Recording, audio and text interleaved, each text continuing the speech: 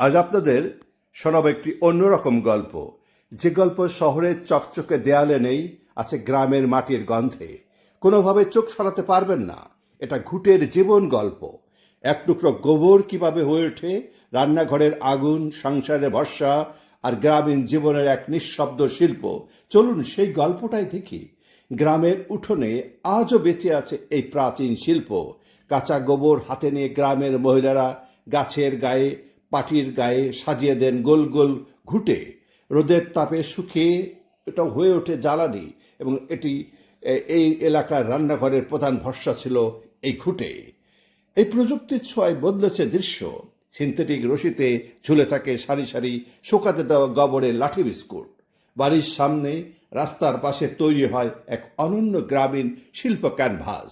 এ শুধু জ্বালানি নয়, এ বাংলার মাটি, মানুষের শ্রম আর ঐতিহ্যের জীবন গল্প। বন্ধুরা, আজ এ পর্যন্তই। ভালো থাকুন, সুস্থ থাকুন।